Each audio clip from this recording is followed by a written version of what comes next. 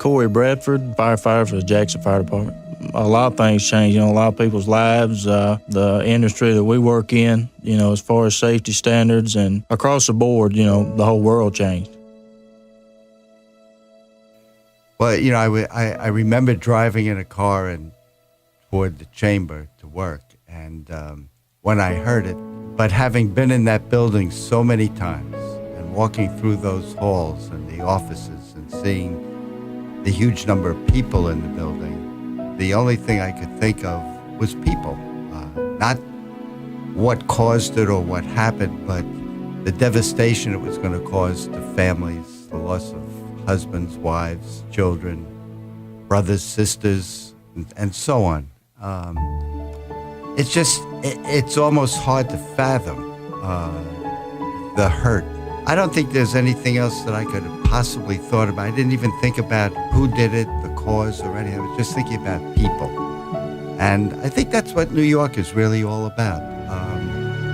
As much as I love New York, I really love Tennessee. But my thoughts and my heart went out to all those people that were going to be impacted by what had happened on that morning.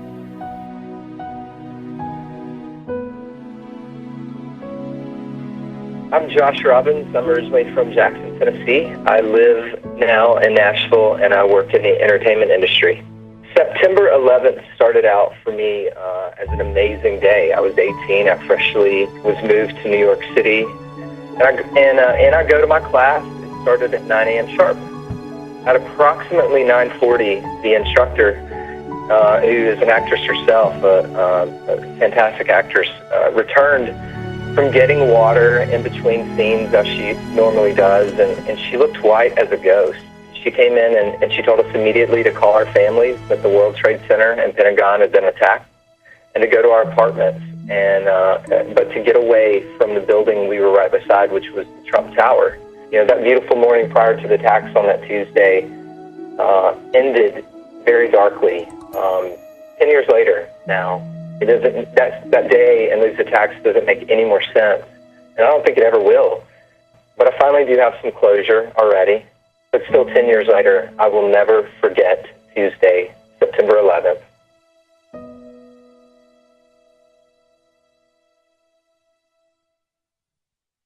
My name is Kim Augustine, and I work with Madison County 911. I was sitting in my office, which we have a small TV in at the time, and it was breaking news. It came right on the television screen that the first plane had hit the World Trade Center. And of course, my first thought was it must have been a very small plane, obviously had issues.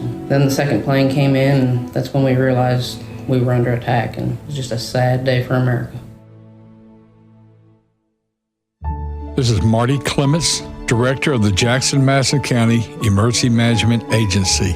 I was in Sacramento boarding a plane. Actually just sat down on the plane, and a coworker called and told me to immediately get off the plane.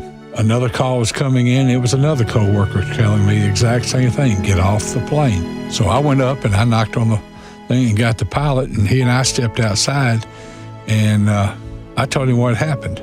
We got off the plane, and by the time we got our luggage and got off the plane, we went into the lounge area in there and saw the second plane hit the tower. By the time we got out of there and went down, the traffic had blocked up in Sacramento for about 20 miles. My name is Sheila Sorrell, and I work with the 911 office.